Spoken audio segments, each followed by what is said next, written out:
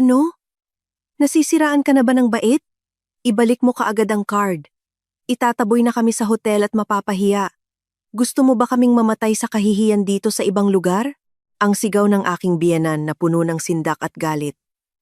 Tumatagos mula sa Boracay hanggang sa aking telepono. Ang ginawa kong ganti sa pamilya ng aking asawa na kinuha ang 80,000 kong pera sa araw ng libing ng aking ina para magbakasyon ay napakasimple lamang. Inay, bahala na kayong maghugas ng plato o mamalimos diyan para makauwi.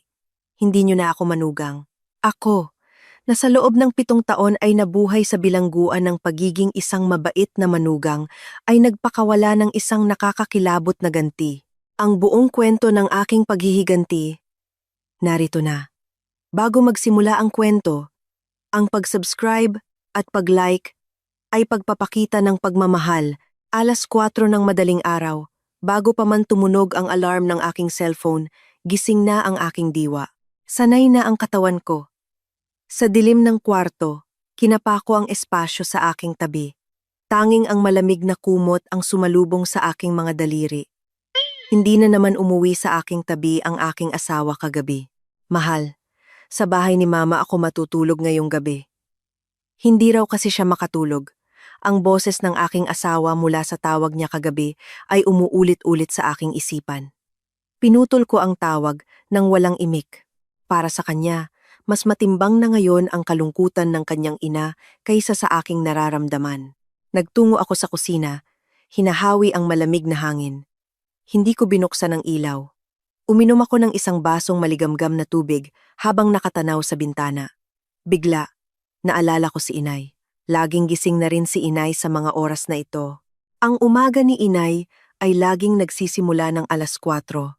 Sa isang masikip na eskinita malapit sa palengke ng isda sa Rosario, Cavite, ibabalot ni Inay ang luma niyang scarf sa kanyang leeg at hihilahin ang kanyang kariton patungo sa bagsakan. Sa alaala ko, si Inay ay laging amoy lansa. Kapag isinusuot na niya ang kanyang apron para magtinda sa kanyang pwesto, ang mga kamay niya ang unang pumapasok sa isip ko. Mga kamay na puno ng peklat mula sa hiwa ng kutsilyo sa pagkakaliskis, mga kamay na laging magaslaw at namumula dahil sa tubig alat, at tuwing taglamig, mga kamay na bitak-bitak na parang tuyong lupa at nagdurugo. Noong bata pa ako, ikinahihiya ko ang mga kamay na iyon. Iniiwasan ko pa siyang makita sa palengke. Ngunit kailanman ay hindi nagpakita ng hinanakit si Inay. Tahimik lang niyang babalutan ng itim na electrical tape. Pagkatapos ng klase sa elementarya, diretso akong tumatakbo sa palengke, dala-dala ang aking bag. Ang mga kaibigan ko ay pumupunta sa mga tutorial center o sa palaruan, pero ang palaruan ko ay ang tabi ng pwesto ni Inay. Elisa, dito ka maupo at gawin mo ang takdang aralin mo. Ingat ka sa mga dumadaan, sabi ni Inay, habang tinuturo ang isang nakabaligtad na styrofoam box na ginawa niyang upuan para sa akin. Pagkatapos noon, babalik na siya sa pag-aasikaso ng mga customer. Habang isinusulat ko ang mga letra sa aking librong amoy lansa, may isang ale mula sa kabilang pwesto na mag-aabot sa akin ng mainit na sabaw ng mami. Elisa, inumin mo habang mainit. Itong si Aling Lita, ang galing talaga magpalaki ng anak. Si Inay, kahit narinig iyon, ay magkukunwaring walang narinig habang nilalagay ang isda sa plastic. Anong magaling doon? Swerte na akong hindi magutom. Kahit masungit ang kanyang pananalita, nakita ko ang bahagyang pamumula ng kanyang tainga. Mula noon, alam ko na, iyon ang paraan niya ng pagpapakita ng pagmamahal. Namatay ang aking ama sa isang aksidente sa sasakyan noong 3 taong gulang ako. Bata pa si Inay nang mag-isa siyang naiwan, ngunit kailanman ay hindi niya pinangarap na mag-asawa muli. Ang buhayin ka pa lang, kulang na ang buong buhay ko. Paano pa ako mag-iisip ng iba? Sabi niya. Si Inay ay bumibili ng isda sa bagsakan sa madaling araw at itinitinda ito sa kanyang pwesto sa umaga. Sa gabi, kahit pagod na pagod, didiretso siya sa isang restaurant para maghugas ng plato hanggang madaling araw. Ginawa niya iyon para maipon ang pangmatrikula ko sa kolehiyo. Sa araw ng aking pagtatapos, habang suot ko ang aking toga at graduation cap, hinawakan ni Inay ng mahigpit ang aking kamay gamit ang kanyang magaslaw na mga palad. Salamat sa hirap, Elisa. Ngayon, huwag ka nang mabubuhay sa lugar na amoy lansa. Sa araw na iyon, sa yakap ni inay, doon ako unang humagulgol ng malakas. Pagkatapos kong makapagtapos sa kursong nutrition, nagbukas ako ng isang maliit na karinderya. Pinakiusapan ko si inay na tumigil na sa pagtatrabaho. Inay, itigil mo na ang pagtitinda. Magpahinga ka na sa bahay. Hanggat nabubuhay ako. Gusto kong kumita para sa sarili ko. Mas panatag ako roon. Ang paninindigan ni inay ay mas malalim at mas matatag pa kaysa sa dagat ng Cavite. Hanggang sa isang araw, nakilala ko ang aking asawa, si Paulo. Nagkita kami sa isang pagtitipon ng mga supplier para sa aking karinderya. Mukha siyang isang mabuting tao. Elisa, nagtitinda pala sa palengke ang nanay mo? Ang galing naman niya. Tila taos-puso ang kanyang pakikiramay sa kwento ng aking ina. Ang nanay ko rin kasi, marami ring pinagdaanan. Kaya kapag nakakakita ako ng mga taong nagsakripisyo, naaawa talaga ako. Sa malambing niyang pananalita at mainit na mga tingin, nahulog ako sa kanya. Pagkatapos ng 6 na buwang panliligaw, nag-propose si Paulo. Elisa, pakasal na tayo. Pangako. Bibigyan kita at sinanay ng maginhawang buhay. Nang marinig ko iyon, naniwala akong sa wakas ay mapapagpahinga ko na ang mga kamay ng aking ina. Inisip ko, ang taong ito, hinding-hindi niya mamaliitin ang aking ina at tatanggapin siya bilang pamilya. Ngunit ang biyenan ko, na nakilala ko sa paghahanda sa kasal, ay malayong malayo sa aking inaasahan. Sa araw ng pamamanhikan, dumating ang biyenan ko na nakasuot ng isang marangyang Filipiniana. Pagkaupo pa lang niya, tiningnan niya ang mga kamay ng aking ina mula ulo hanggang paa. Ay, balae, mukhang marami ka talagang pinagdaanan ano? Halata sa mga kamay mo ang pagod. Ang mga salita ay tila pakikiramay, ngunit ang kanyang mga mata ay puno ng pagmamataas, na parabang minamaliit ang isang hamak na tindera. Ang biyenan ko ay nabubuhay mula sa renta ng isang maliit na gusaling iniwan ng kanyang yumaong asawa. Sa totoo lang, ito ay isang lumang gusali na may buwanang kita na halos 30,000 lamang. Ngunit para sa kanya, isa siyang dakilang landlord. Ang pamilya namin. 3 henerasyon ng taga-Maynila. May pangalan kami, kaya napakahalaga sa amin ng tamang asal. 3 beses niyang inulit iyon sa buong pamamanhikan.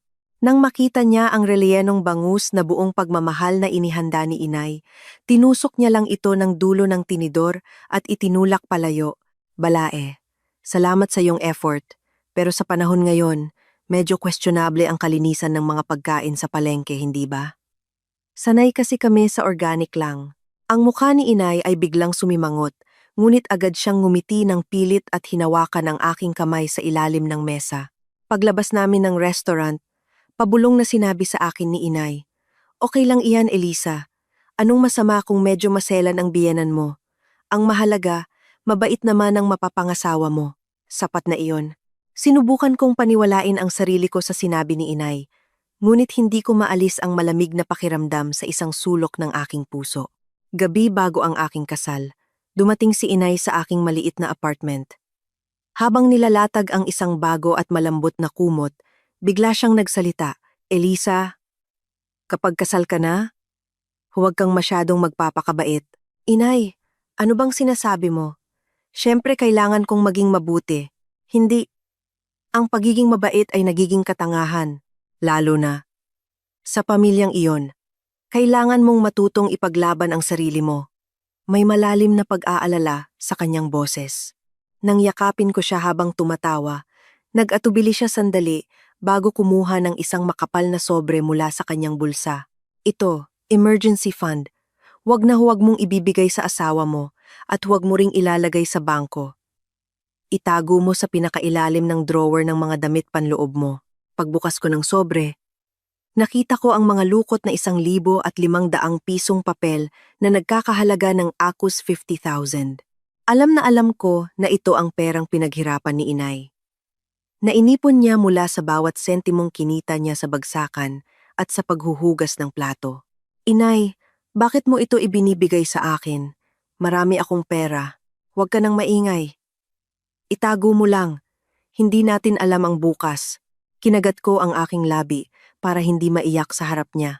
Ang perang iyon ay hindi lang basta salapi. Ito ang huling panangga na naglalaman ng buong buhay ng aking ina. Tila noon pa man, alam na ni inay. Alam niya kung anong klaseng tao ang gagawin nila sa akin, kung gaano nila ako wawasakin, ngunit hindi ko alam. O baka naman, sa ngalan ng pag-ibig, sa ngalan ng pamilya, kahit alam ko na, pinili kong magbulag-bulagan. Ang pinakamalaking trahedya ng aking buhay ay nagsimula sa pagtalikod ko sa nag-aalalang mga mata ni inay. Alam pala ni inay. Alam niya kung paano ako babaguhin ng pamilyang iyon. Pero ako, hindi ko alam. O siguro, alam ko, pero nagpanggap akong hindi. Akala ko, ang pag-aasawa ay isang bagong simula sa aking buhay.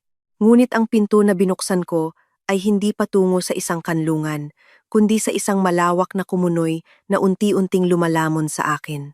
Pagbalik namin mula sa aming honeymoon, agad akong ipinatawag ng aking biyenan sa sala. Elisa, sa pamilyang ito, may ilang mga patakaran na kailangan mong sundin. Kumuha siya ng isang maliit na notebook at inilapag sa aking harapan. Una, tuwing Sabado, anuman ang mangyari, dito kayo matutulog sa amin. Pangalawa, isang linggo bago ang fiesta, dito ka na para maghanda ng mga pagkain. Pangatlo, tuwing kaarawan ko, dapat laging purong ginto ang regalo mo. Naiintindihan mo ba? Gulat akong napatingin sa aking asawa. Si Paulo naman, habang nagbabalat ng mansanas, ay walang pakialam na nagsabi, "Mahal, medyo makaluma lang si Mama, pero mabuti naman ang puso niya." Sabi ng matanda, "Kaya oo ka na lang." Naisip ko noon, siguro ganito talaga ang buhay may asawa. Ganito ko kinumbinsi ang aking sarili habang tinatahak ang daan patungo sa pagiging isang alipin na tinatawag na manugang. Ngunit ang mabuting puso ng aking biyenan ay agad na nagpakita ng tunay na kulay. Ito ang unang Pasko na kasama ko sila. Sa aking karinderya, buong puso akong nagluto ng pinakamasarap na morcon at kaldereta. Ginamit ko ang mga sikretong itinuro ni inay. Pinili ang pinakamagagandang sangkap at nagpuyat para ihanda ang lahat. Maingat kong inilapag ang pagkain sa harap ng aking biyenan. "Inay, ako po ang nagluto nitong kaldereta. Tikman niyo po." Kumuha ng isang piraso ang aking biyenan. Isinubo ito. At bago pa man niya ito nguyain, kumunot na ang kanyang noo. Kaya ayoko ng mga pagkain sa karinderya. "Gaano karaming pampalasa ang nilagay mo rito?" "Hindi po, inay. Wala po akong ginamit na artificial seasoning, natural na sangkap lang po." Hindi niya pinakinggan ang aking paliwanag at itinulak palayo ang pinggan. Ang mga pagkain sa karinderya, laging malakas ang lasa at matapang. Si Paulo, mula pagkabata, sanay sa banayad at sopistikadong lasa. Pagkatapos ay inilagay niya sa gitna ng mesa ang mga pagkaing in-order niya mula sa isang restaurant. Mas masarap talaga kapag galing sa totoong restaurant, hindi ba, Paulo?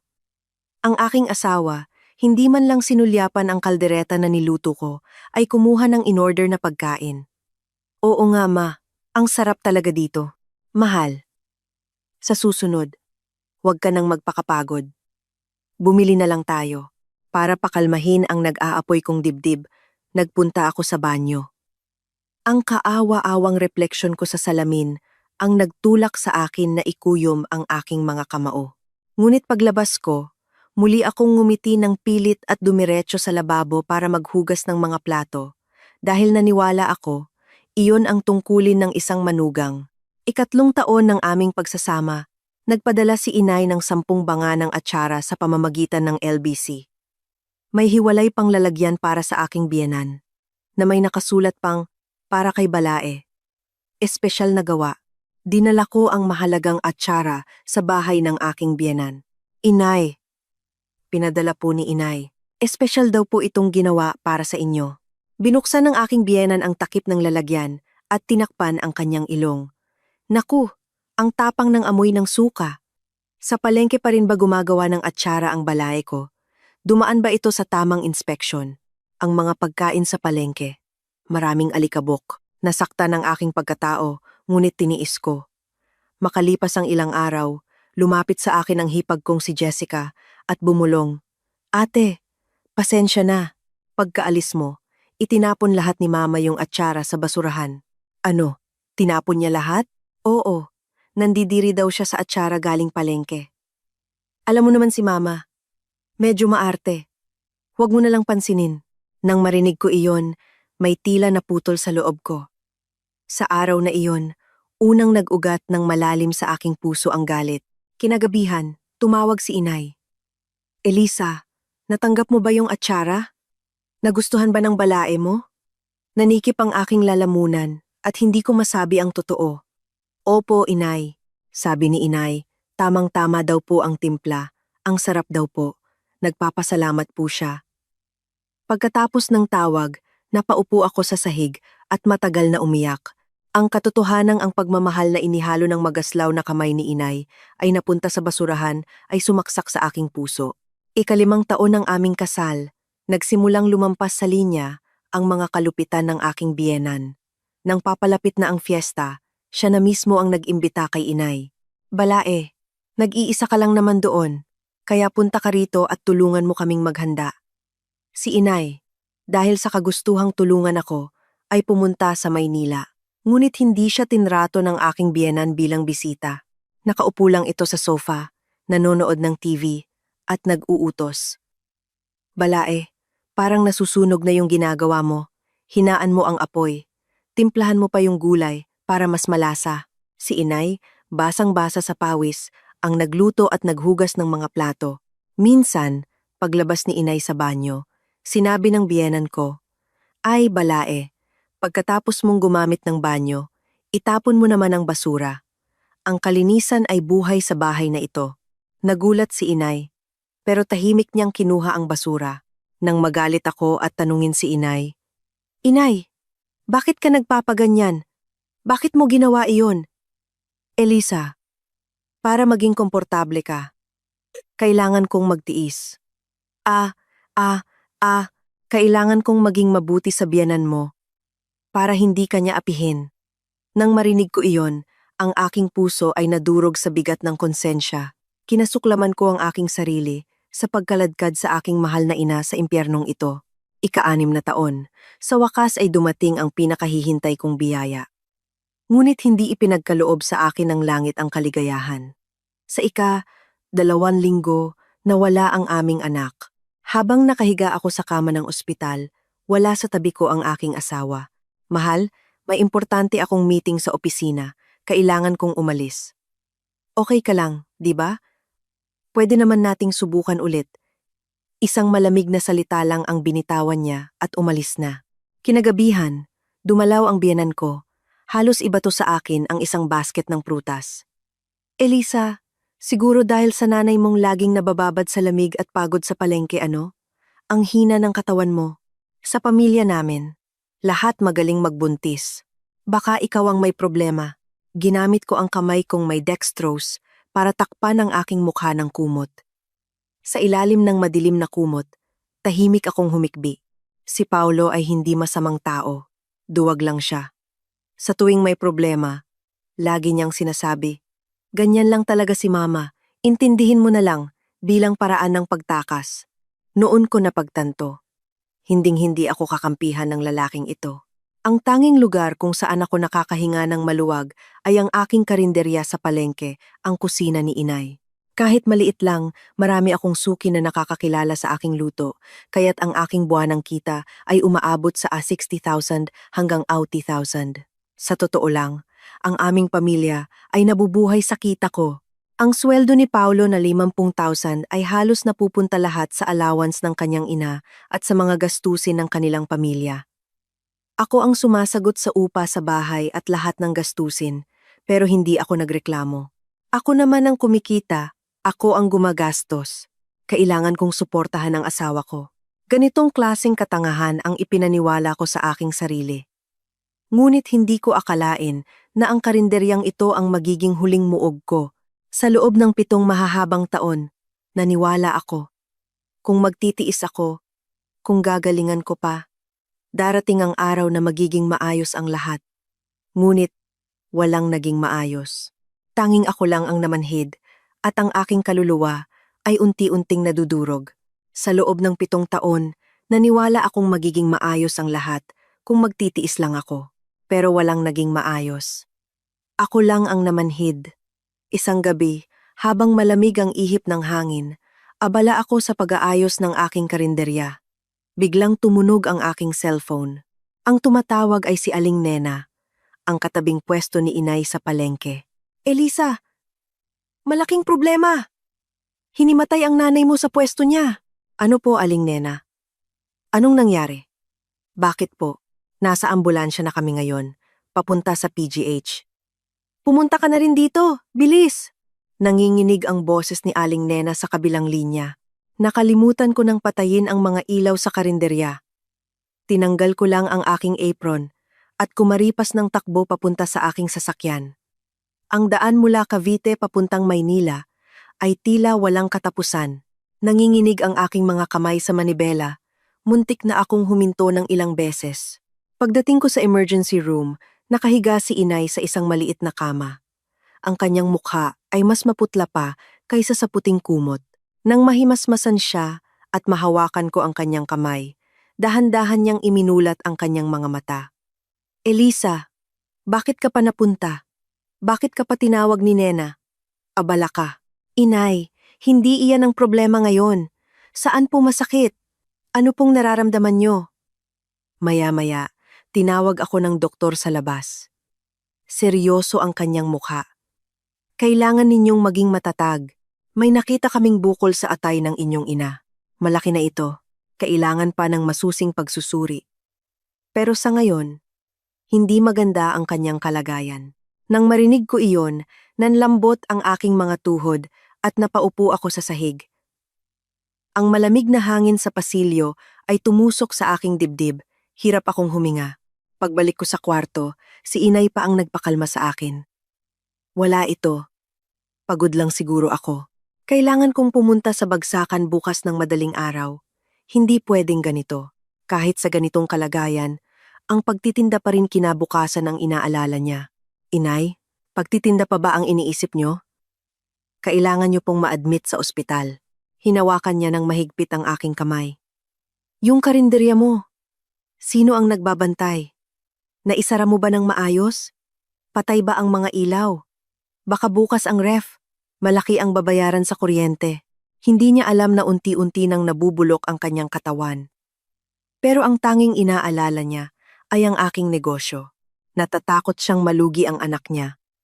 Kaya't hindi siya nagpakita ng anumang sakit. Ang resulta ng mga pagsusuri ay malagim. Stage 3 liver cancer.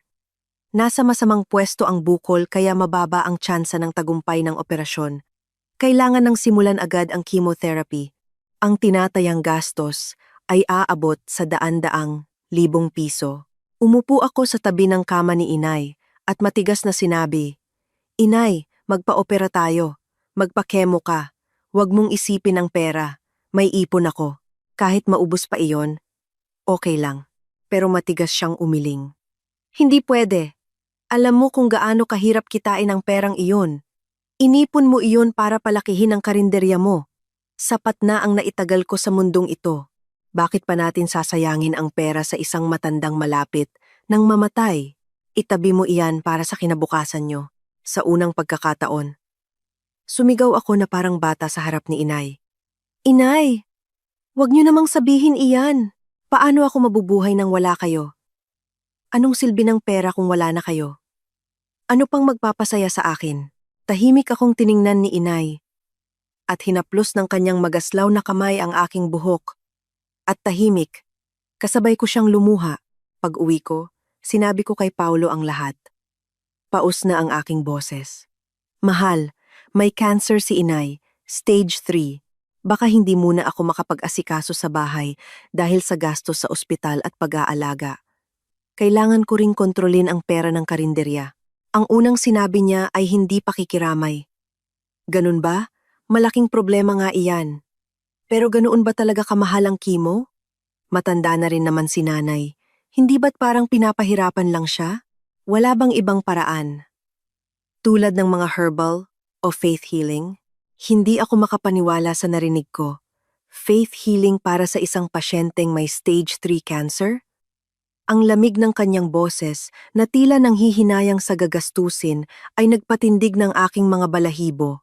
Mas malala ang reaksyon ng aking biyenan. Nang malaman niya ang balita mula kay Paulo, tumawag siya sa akin. Elisa, narinig ko ang tungkol sa nanay mo. Nakakalungkot naman. Opo, inay. Ang bigat po sa dibdib. Oo, naiintindihan ko. Pero Elisa, wag mong masamain ang sasabihin ko. Ang mga taong laging pagod sa palengke, madaling magkasakit, ang gastusan iyan ng daan-daang libo para lang gamutin. Sayang lang. Ang pagpapaalam sa kanila ng payapa ay isa ring paraan ng pagpapakita ng pagmamahal.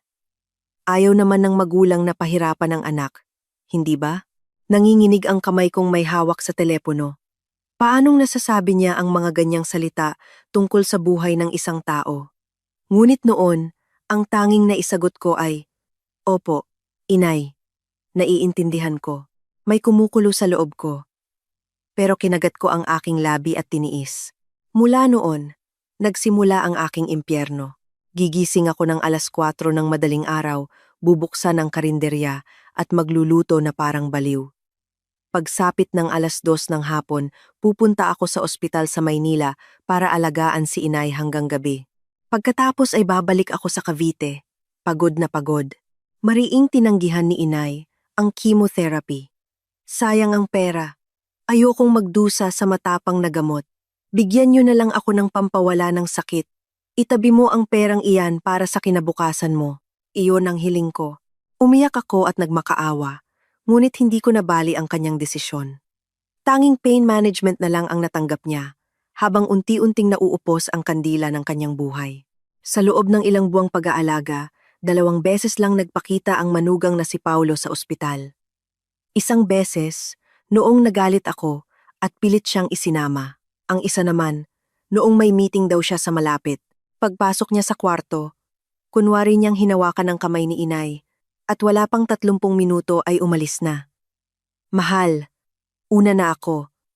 Sumasakit ang ulo ko sa amoy ng ospital, at saka, ang tapang ng amoy ng gamot ni nanay.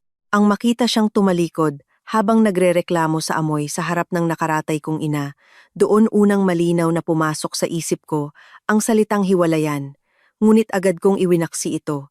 Si inay muna ang mahalaga. Wala akong lakas para makipag-away. Isang hapon, habang lumalala ang kalagayan ni inay, tumawag ang aking biyenan. Elisa, sobrang sakit na ng likod ko. Hindi ko na kaya. Kailangan ko sigurong mag-hot spring. Isasama ko si Paulo. Magpapahinga kami ng ilang araw. Medyo kulang ang credit limit ng card ko. Pwede bang magpadala ka ng yaw 80,000 mula sa account ng karinderya? Babayaran ko pagbalik namin. Natigilan ako. Ang ina ko ay nakikipaglaban sa sakit sa ospital, habang ang biyenan ko ay humihingi ng pera para sa hot spring trip dahil masakit ang likod niya. Si Paulo ang sumunod na nagsalita sa telepono. Mahal, sobrang sakit na talaga ng likod ni mama. Magpakitang gilas naman tayo. Aalagaan ko siya. Babalik kami agad. Walang imik kong binuksan ang aking banking app. Nag-transfer ako ng 80,000 mula sa account ng karinderya. Bakit hindi ako tumanggi? Sa mga sandaling iyon, pagod na ang aking isip at katawan. Wala na akong kahit 1% lakas para makipagtalo at naniwala ako na parang isang tanga. Kung gagawin ko ito, baka kahit kaunti ay makonsensya sila sa libing ng aking ina. Ang 7 taong duwag na kabaitan ay nagpamanhid sa aking pag-iisip. Pagkatapos ng tawag, matagal akong nakaupo sa loob ng aking sasakyan sa parking ng ospital. Palubog na ang araw. Ngunit ang aking puso ay nasa ganap na kadiliman. Kinagat ko ang aking labi. Pero hindi tumigil ang aking mga luha. Ang AKO 80,000 na ipinadala ko ay katumbas ng 3 buwan pang gamot para kay inay. Ipinagkait ko iyon sa kanya at ipinambayad sa hot spring ng aking biyenan. 80,000. Katumbas ng 3 buwang gamot ni inay. Habang ipinapadala ko ang perang iyon para sa hot spring ng aking biyenan, sinasabi ko sa aking ina na tiisin na lang muna ang sakit. Hindi ko na malayan kung gaano kalupit ang ginagawa ko. Ang hangin sa silid ng ospital ay mabigat at malamig. Tanging ang ritmikong tunog ng makina ang bumabasag sa katahimikan. Pagdating ko sa ospital, hirap nang huminga si inay. Umiling ang doktor at marahang sinabi, kailangan ninyong maging handa. Ngayong gabi po ang kritikal. Maghanda na po kayo ng inyong loob. Nang marinig ko iyon, tila bumagsak ang aking puso. Si inay, na may suot na oxygen mask, ay hirap na nakatingin sa akin. Para bang pilit niyang pinipiga ang natitirang lakas para hintayin ako. Hinawakan ko ng mahigpit ang kanyang payat at magaslaw na kamay. Sa ilalim ng maskara, may ibinulong siya. Inilapit ko ang aking tainga sa kanyang bibig.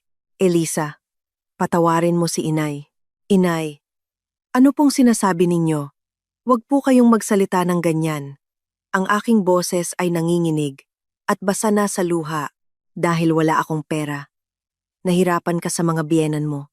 Alam kong lahat, pero wala akong nagawa. Inay, wag po. Ang dami-dami niyo nang naibigay sa akin. Huminto sandali si inay para huminga at isang butil ng luha ang dumaloy mula sa kanyang mga mata. Masasamang tao sila. Alam ko na mula pa noong una, pero dahil mahal mo siya, dahil siya ang pinili mo, tiniis ko na lang. Hinaplos ng nanginginig niyang kamay ang likod ng aking palad. Ang pakiramdam ng kanyang mga bitak-bitak na daliri ay masakit na tumimo sa aking puso. Elisa, pag wala na si inay, mabuhay ka para sa sarili mo. Huwag mo nang isipin ang sasabihin ng iba. Isipin mo lang ang sarili mo. Naiintindihan mo? Umiling ako ng malakas at lalo pang hinigpitan ang hawak sa kanyang kamay. Opo, inay. Naiintindihan ko. Kaya, wag po kayong pipikit. Manatili po kayo.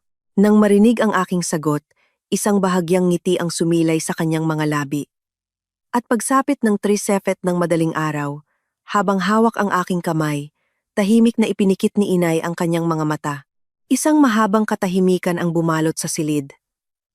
Isang katahimikan na hindi maipaliwanag ng anumang salita, na para bang tumigil ang mundo. Hindi ko mabitawan ang kanyang kamay na hindi pa nawawala ng init at matagal akong umiyak. Sa loob ng abandonadong silid, ang aking mga hikbi ay parang alon na paulit-ulit na humahampas.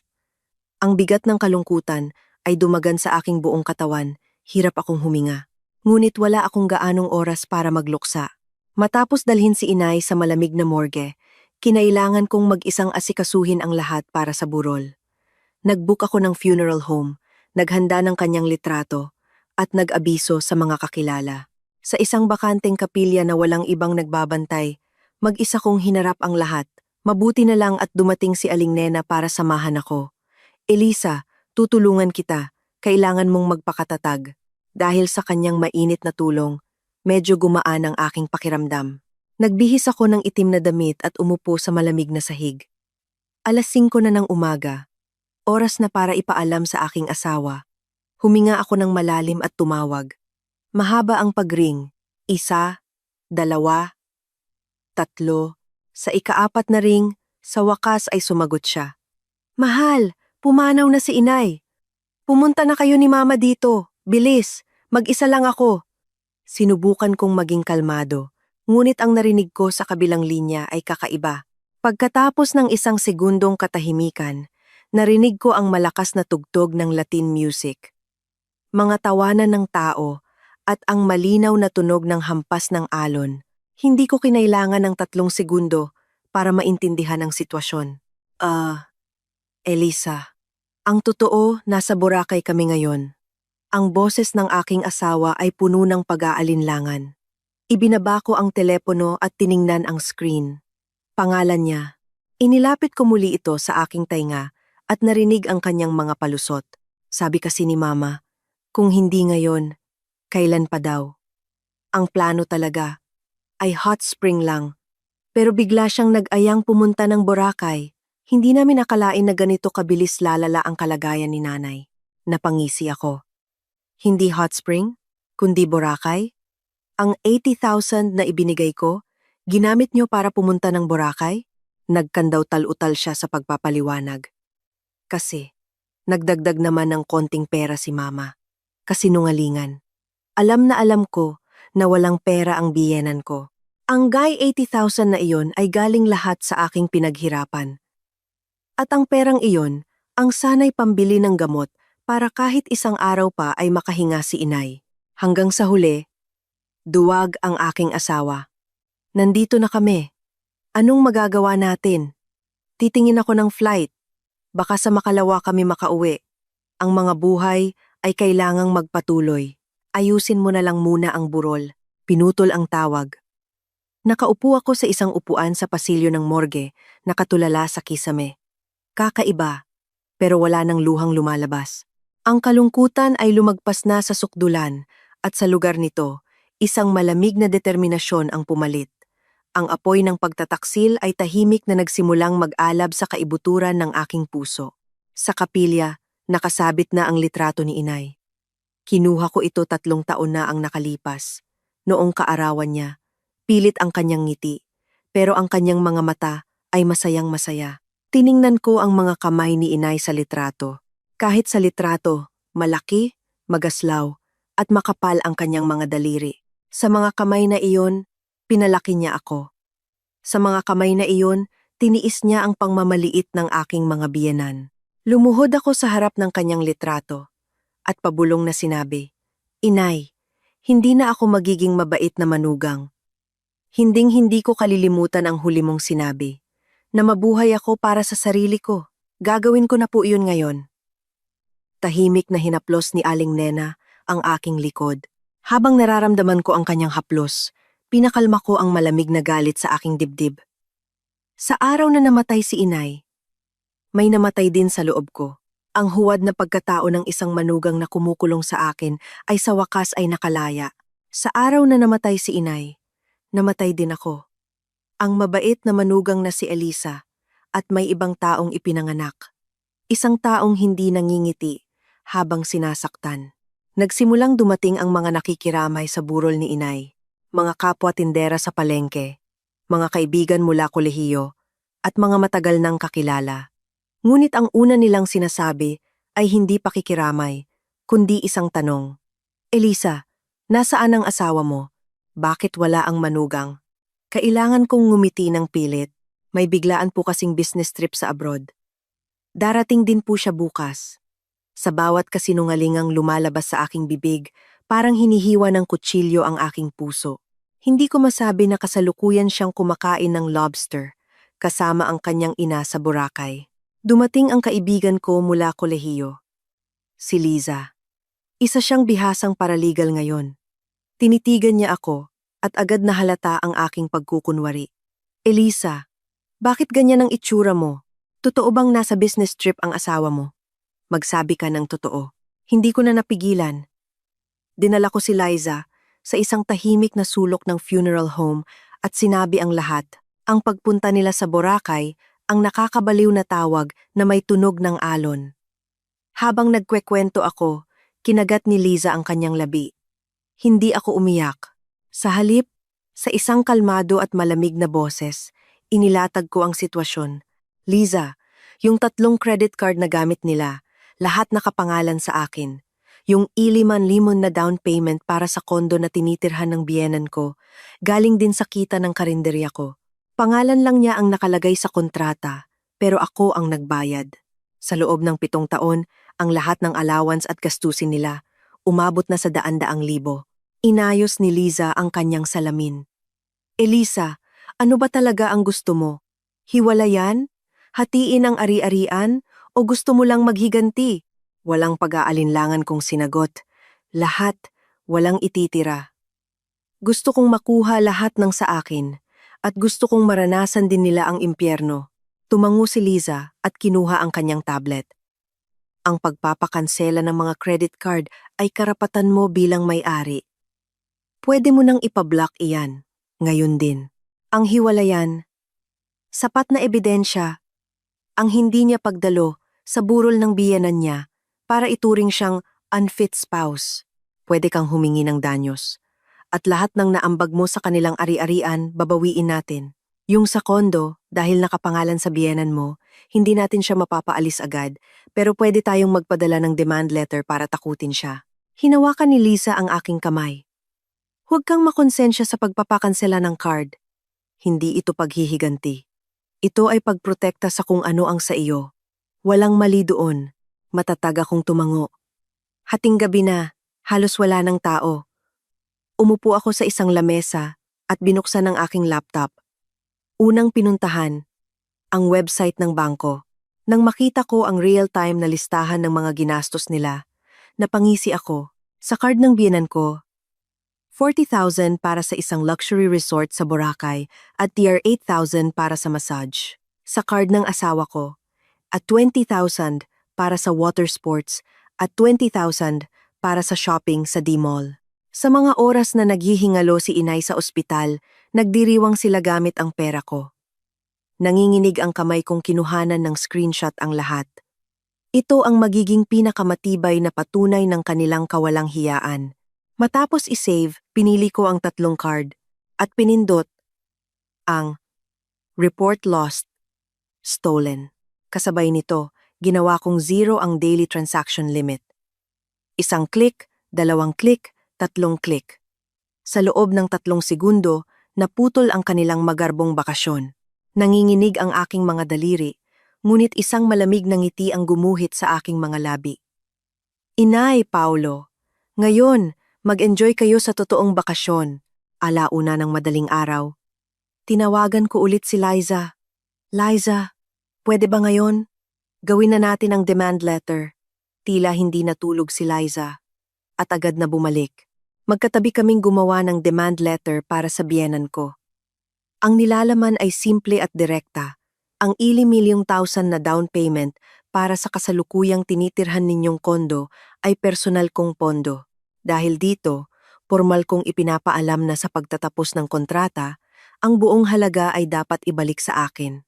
Hindi ito agad magkakabisa sa legal na paraan, sabi ni Liza. Pero sapat na ito para magdulot ng takot. Liza, pwede ba itong maipakita sa kanila ngayon habang nasa Boracay sila? Ngumiti si Liza. Ang official copy ay ipapadala sa address nila, pero gagawa ako ng PDF copy at isesend ko sa Viber ng asawa mo para makita niya agad. Malamig akong tumango. Oo, ipadala mo na ngayon. 3:00 ng umaga nang matapos ang lahat. Isinara ko ang laptop at bumalik sa harap ng litrato ni inay. Lumuhod ako at tumingala. Nakangiti pa rin si inay. Kahit pilit, inilagay ko ang aking kamay sa kanyang kabaong at bumulong. Inay, nagsimula na po ako.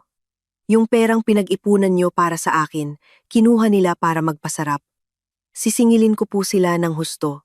Habang sinasabi iyon, dumaloy ang mga luhang kanina ko pa pinipigilan. Ngunit hindi iyon luha ng kalungkutan. Iyon ay luha ng kalayaan. Ng isang taong sa wakas ay nakawala sa isang malupit na kadena. Mabagal ang wifi sa funeral home noong gabing iyon. Inabot ng 3 segundo bago ma-process ang pag-cancel ng card. Iyon ang pinakamahabang 3 segundo ng buhay ko. At ang pinakamasarap na 3 segundo. Dumating ang ikalawang araw ng burol. Ang pinakamasakit at pinakasagradong sandali. Ang huling pagtingin sa labi, maingat na nilinis, at binihisan ng mga taga-punerarya si inay. Huli ko siyang tiningnan. Ang mga malalalim na guhit sa kanyang noo. Dahil sa habambuhay na pagharap sa hangin ng dagat, ang kanyang mga labing mahigpit na nakatikom sa pagtitiis ng sakit. Ang kanyang mukha ay isang paalala ng hirap na dinanas niya. Hinawakan ko ang kanyang kamay. Malamig, matigas. Ang mga peklat mula sa hiwa ng kutsilyo at kaliskis ng isda ay parang mga medalya sa pinakadakilang kamay sa mundo. Inay, ang ganda ng damit niyo, ano? Pinili ko po ang pinakamaganda para sa huling paglalakbay niyo. Nanginginig ang aking boses. Pero gusto kong maging maganda ang huli niyang alaala. Si Aling Nena at ang iba pang tindera ay umiiyak kasama ko. Ngunit sa malawak na kapilya, ang pwesto para sa aking asawa at sa kanyang pamilya ay bakante.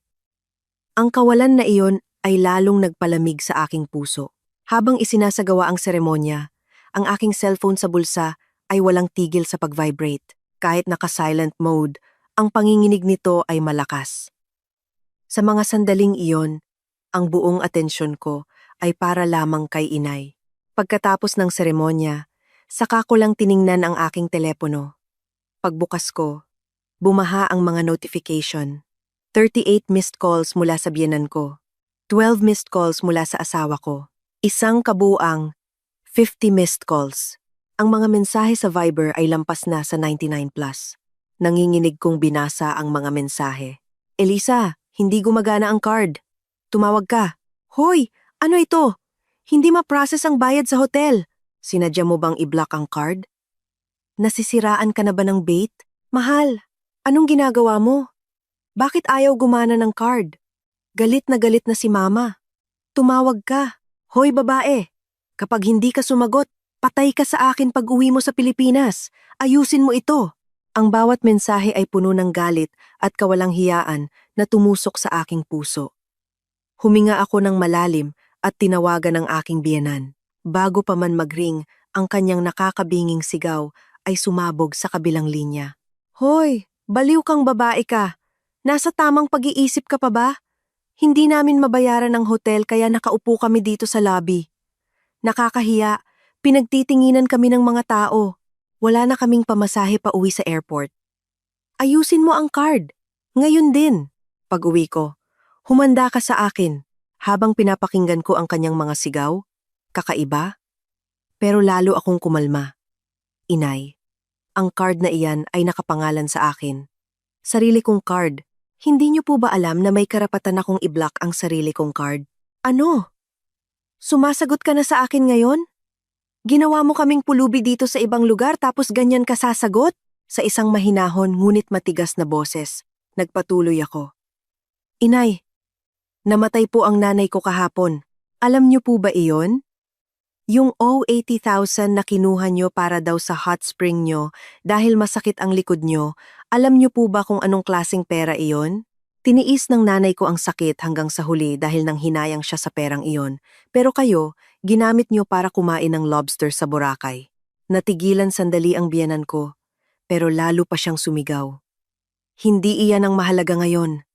Malapit na kaming mapalayas sa kalsada. Ibalik mo ang pera ko. Ang dami mo pang sinasabi. Ayusin mo na ito. Napangisi ako at binitawan ang aking huling salita. Inay, ginamit ko na po ang perang iyon para sa huling habili ng nanay ko. Bahala na kayong maghugas ng plato o mamalimos diyan para makauwi. Hindi niyo na ako manugang. Pagkasabi ko noon, pinutol ko na ang tawag. Nanginginig ang aking kamay, ngunit wala akong kahit katiting na pagsisisi. Makalipas ang kalahating oras, si Paulo naman ang tumawag. Matagal ko itong tinitigan bago sagutin. Elisa, ano ba naman ito? Nagwawala na si mama dito. Alam mo namang hindi ko magamit ang credit card ko abroad. Ang kanyang boses ay puno ng duwag na pagmamadali. Malamig kong tinanong, Hoy, namatay ang nanay ko kahapon. Alam ko. Sinabi ko ng sorry, diba? Sorry talaga. Pero mahal, ang importante ngayon, baka maging palaboy si mama dito. Pinigilan ko ang galit na kumukulo sa aking dibdib. Ano ang importante? Mas importante pa ba ang bayarin niyo sa hotel kaysa sa burol ng nanay ko? Natahimik sandali si Paulo at pabulong na nagsalita. Elisa, pag-uwi ko, ipapaliwanag ko ang lahat. Magmamakaawa ako. Pakiusap, ayusin mo lang ang card. Paolo, pag-uwi mo, hindi paliwanag ang haharapin mo, kundi ang divorce papers na ipapadala ng korte. Ano? Elisa, teka lang, hindi ko na siya pinatapos at pinutol ang tawag. Matagal kong tinitigan ang litrato ni Inay. Inay, tama po ba ang ginagawa ko? Hindi na po ako magpapakatanga. Sa mga oras na iyon sa Boracay, siguradong impyerno ang nangyayari. Ang kwentong narinig ko mula kay Liza ay nakakasuklam. 2 oras daw silang nakaupo sa lobby ng hotel. Nang magbanta ang hotel na tatawag ng pulis at kukunin ang kanilang mga passport, nagmakaawa si Paulo sa isang katrabaho para magpadala ng pera para lang mabayaran ang hotel. Ngunit wala na silang pera para sa rebooking fee ng flight at pamasahe papuntang airport. Ang dating magarbo kong biyenan ay napilitang matulog sa malamig na sahig ng Caticlan Airport. Umiiyak daw ito sa gitna ng airport. Paano nangyari sa akin ito? Nang marinig ko iyon, wala akong naramdaman. Ang sakit ng pagkawala ni Inay ay napakalalim. Kaya't ang kanilang paghihirap ay parang isang malayong biro na lamang, 50 missed calls, Noong nag-aagaw buhay si inay sa ospital, walang kahit isang tawag mula sa kanila para kumustahin siya. Zero. Tanging kapag kailangan nila ng pera, saka lang baliw na tumutunog ang telepono. 0 at 50. Iyon ang pagkakaiba na nagpapakita ng kanilang tunay na pagkatao. At ngayon, nagpasya na akong tuluyan ng kumawala sa mga numerong iyon. 50 missed calls. Noong may sakit si inay, 0 ang tawag nila. 0 at 50. Iyon sila. Ang gabi sa funeral home, matapos umalis ang lahat ng nakikiramay, ay napakatahimik. Sa ilalim ng malamig na ilaw, tanging ang litrato ni inay ang nagniningning. Ang amoy ng bulaklak at nasusunog na insenso ay tumatagos sa aking ilong. Tinitigan ko ang isang mangkok ng kanin at isang baso ng tubig na inalay sa harap ng kanyang kabaong. Inay, hindi ka ba gutom? Noong nagtitinda ka, hindi ka man lang makakain sa tamang oras. Dito, walang aabala sa iyo, kaya kumain ka ng marami. Mag-isa akong nakaupo, kinakausap si inay na parang nandoon lang siya. Parang isang panalangin o isang huling pagsisisi. Inay, kanina, sinabihan ko ang biyenan ko ng masasakit na salita. Sinigawan ko siya na hindi na niya ako manugang. Kung narinig niyo iyon, ano po kaya ang sasabihin niyo? Sasabihin niyo po kayang tama iyan at hahawakan ang kamay ko? O mag-aalala kayo at sasabihing huwag naman ganoon? Habang iniisip ang mga tanong na walang sagot, isa-isa kong binalikan ang mga alaala. Naalala ko ang unang Pasko pagkatapos naming ikasal. Maagang dumating si inay sa bahay ng biyenan ko para tumulong. Pero imbes na salubungin siya ng maayos, inabutan siya ng biyenan ko ng isang maruming basahan. Ay, Balae, nandyan ka na pala. Pakilinis naman nitong basahan. Ang sebo, hindi matanggal. Walang pag-aatubiling kinuha ni inay ang basahan at nagpunta sa lababo. Ako naman, abala sa pagluluto, ay nakita lang ang kanyang likod. Maya-maya, nakita ko si inay sa may pintuan, tahimik na umiiyak. Inay, bakit po kayo umiiyak dyan? Agad niyang pinunasan ang kanyang luha at pilit nang ngumiti.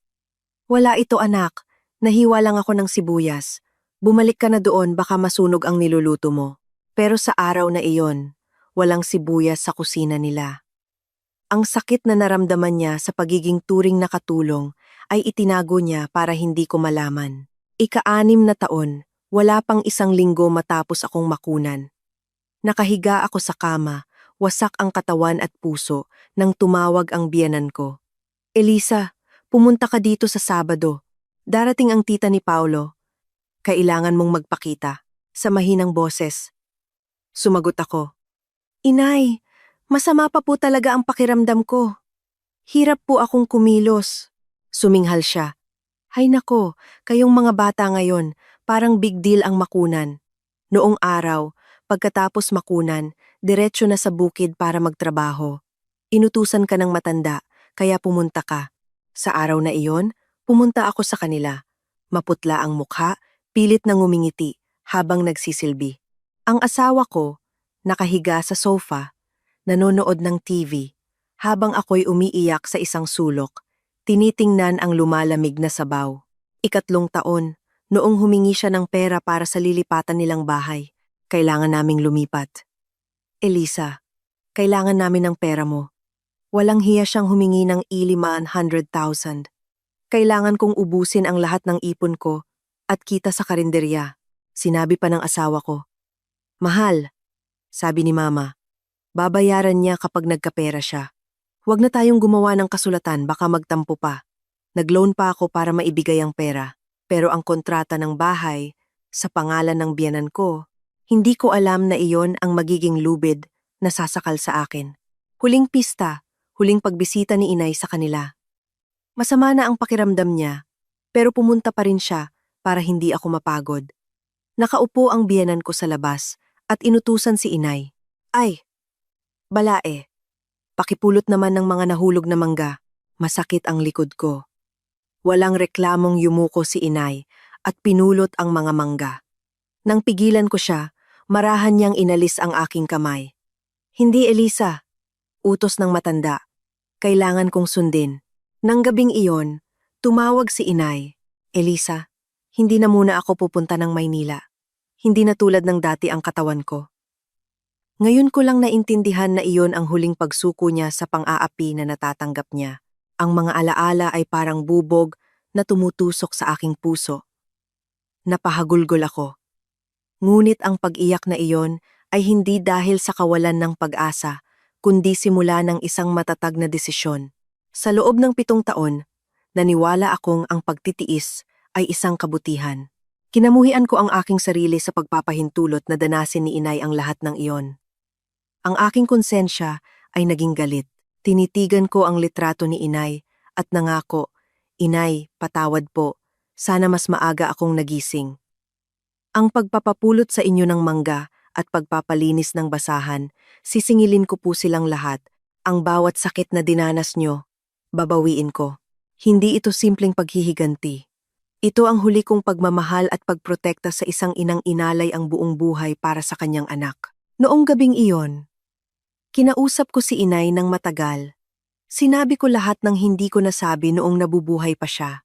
Walang sagot, pero tila lalong tumindi ang bango ng mga bulaklak, na para bang nakikinig siya. Nakikinig po kayo, di ba, inay?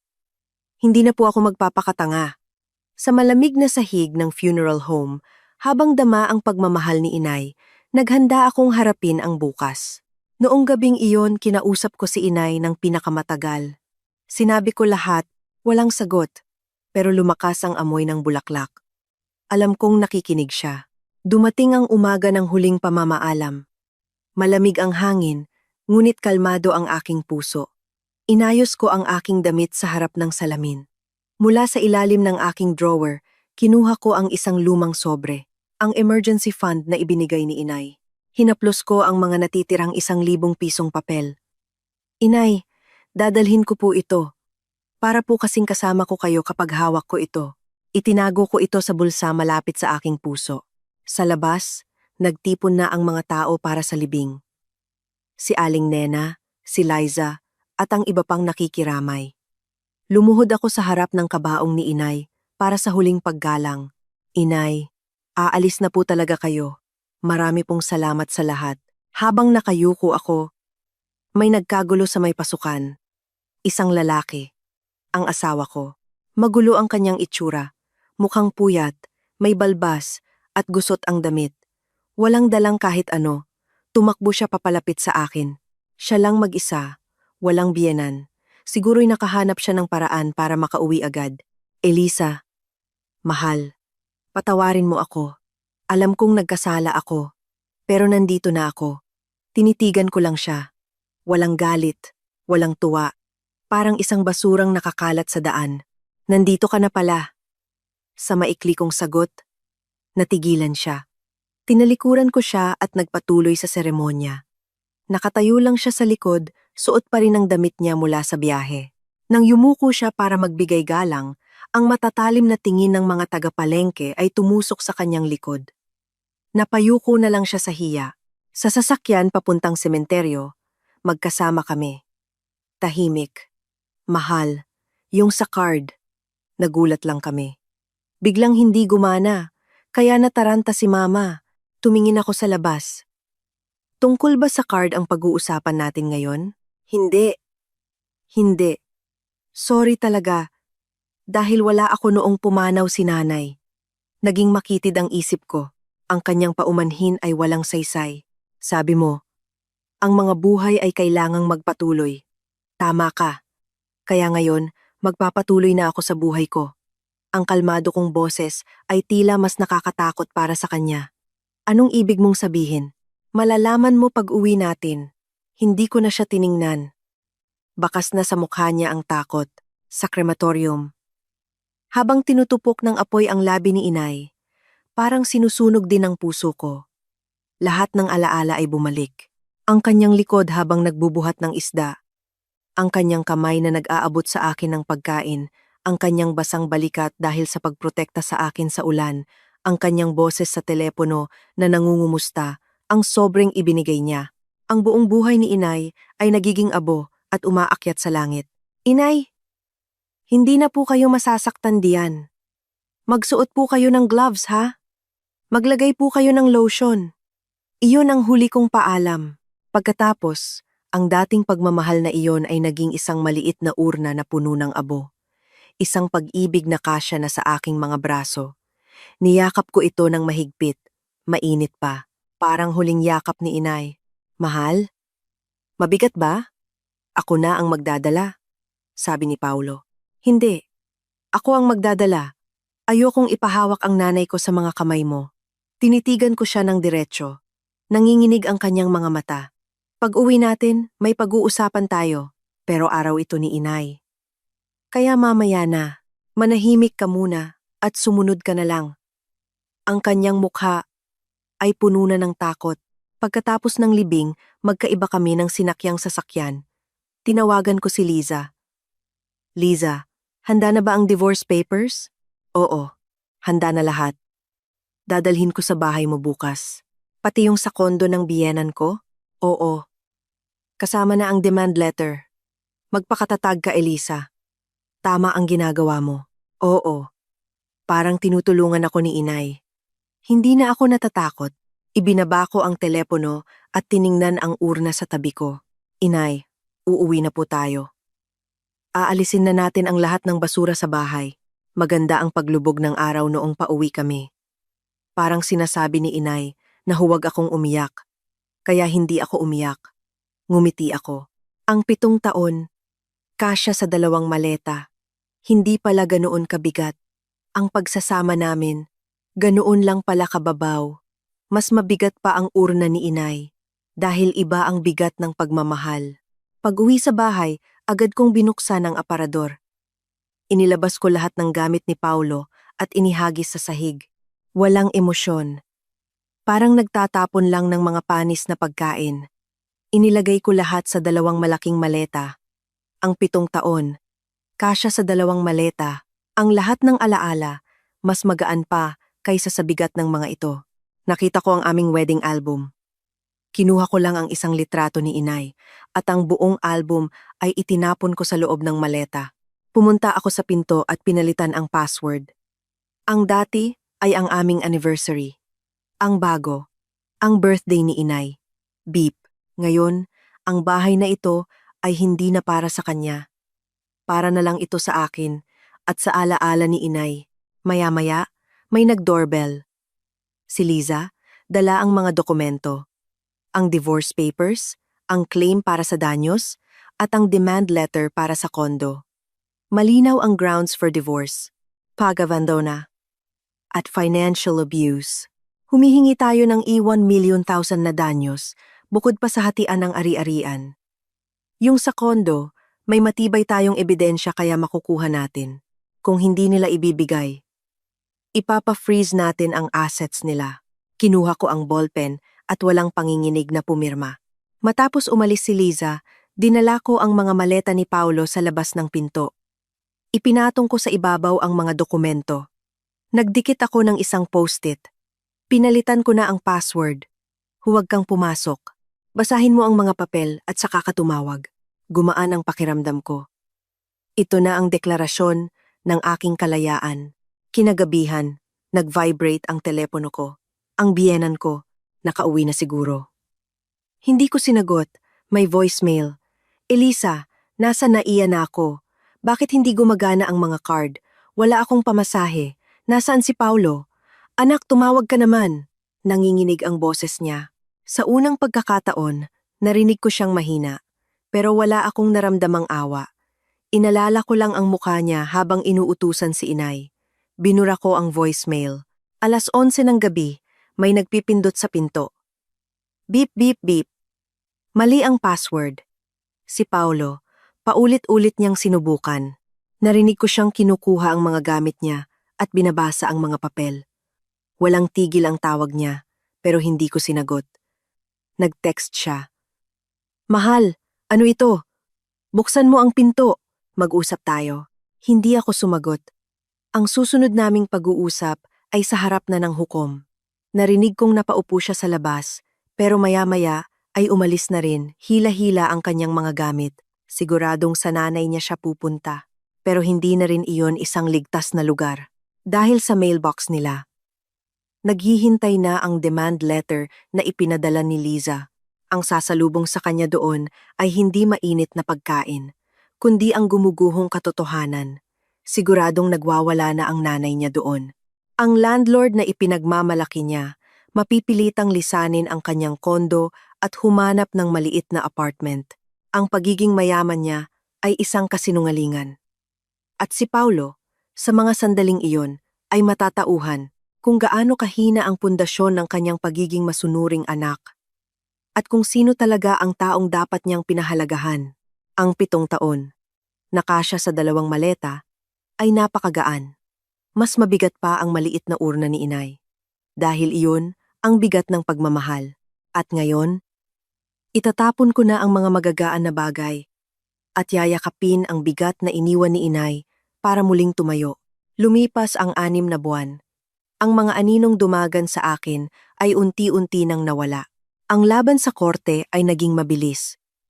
Nagmakaawa pa rin si Paulo. Mahal, patawarin mo na ako. Magsimula tayo ulit. Ngunit iniharap ko sa hukom ang lahat ng ebidensya.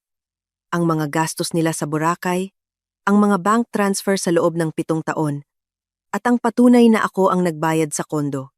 Pumanig sa akin ang korte. Pinal na ang diborsyo at nakatanggap ako ng alabang libon-libon na danyos. Sa hatian ng ari-arian, kinilala ang malaki kong kontribusyon at ang pinakamasarap sa hiwalay na kaso, ipinag-utos ng korte na ibalik sa akin ang buong elembang libong-libong na down payment sa kondo. Ang biyenan ko, napilitang umalis sa kanyang magandang kondo at lumipat sa isang maliit at murang apartment. Ang kanyang pagmamalaki ay nadurog. Si Paolo naman, nag-resign sa trabaho at nagtago. Isang madaling araw, nakatanggap ako ng mahabang text mula sa kanya. Elisa, kasalanan ko ang lahat. Naging masama akong asawa sa iyo at sa nanay mo. Patawad, tinitigan ko ang text. Wala akong naramdamang galit o pagpapatawad. Parang isang lumang dyaryo na lang siya. Pagkatapos ng lahat, isinara ko na ang aking minamahal na karinderya, ang kusina ni inay. Dumating ang mga suki ko. Saan ka napupunta, Elisa? Ngumiti ako. Magpapahinga na po muna ako. Maglalakbay at bibigyan ng oras ang sarili ko. Habang tinatanggal ang signboard, hindi ako naiyak dahil alam kong hindi ito katapusan, kundi isang bagong simula. Pumunta ako sa isang maliit at tahimik na bayan sa Tagaytay.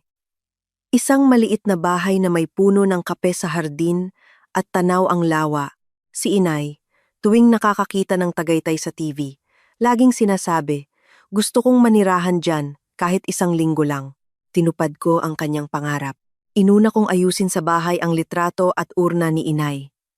Inilagay ko sa isang lugar kung saan laging nasisikatan ng araw. Inay, tingnan niyo po! Ang ganda ng tanawin. Dito na po tayo titira. Ang buhay ko sa Tagaytay ay payapa. Nag-aaral akong mag-bake ngayon. Naalala ko ang sinabi ni inay. Anak, mag-bake ka na lang para hindi magaslaw ang kamay mo. Sa halip na amoy lansa, amoy ng bagong lutong tinapay ang aking umaga. Tuwing umaga, nag-aalay ako ng mainit na pandesal at kape sa harap ng litrato niya. Inay, pandesal po ngayon. Medyo sunog pa, pero gagaling din ako. Dumalaw si Aling Nena. Ang ganda ng lugar mo, Elisa. Kung buhay lang ang nanay mo, siya na ang reyna dito. Nagkwentuhan kami tungkol kay inay. Alam mo ba, sabi ni Aling Nena, paborito ng nanay mo ang araw na umuulan? Kasi walang customer, maaga siyang nakakapagsara. Kakain kami ng mainit na goto at sasabihin niya, Nena, pahinga muna tayo. Napangiti ako habang may luhang namumuo. Dito po, mas maganda kapag umuulan. Ang sarap pakinggan. Para pong laging kasama ko si inay. Sa gabi, kinakausap ko siya. Inay, nagtanim po ako ng sili kanina. Yung paborito niyong siling labuyo. Pag namunga, gagawa po ako ng Bicol Express, yung turo niyo sa akin. Walang sagot, pero ang malamig na hangin na pumapasok sa bintana ay parang isang pagsang-ayon. Hinaplos ko ang kanyang urna. Inay, hindi na po ako nagpapapulot ng mangga. Hindi na po ako naglilinis ng basahan ng iba. Dito sa bahay ko, ako ang masusunod. Tinutupad ko na po ang huli niyong habilin. ang mabuhay para sa sarili ko. Ngumiti ako sa kanyang litrato, ang pinakamatamis na ngiti. Inay, masaya na po ako. Totoo po. May isang matatag na babae na sa pamamagitan ng isang pwesto sa palengke ay itinaguyod ang kanyang anak. Ang anak na iyon, sa loob ng 7 taon, ay nabilanggo sa pagiging mabait na manugang. Ngunit ang nagbukas ng pinto ng bilangguan ay ang huling salita ng kanyang ina. Mabuhay ka, para sa sarili mo. Hindi ito kwento ng paghihiganti. Ito ay kwento ng isang babaeng, matapos ang kadiliman, ay sa wakas ay natagpuan ang kanyang sarili. At sa bawat umaga sa Tagaytay, ang pagsikat ng araw ay kasing init ng pagmamahal ng isang ina.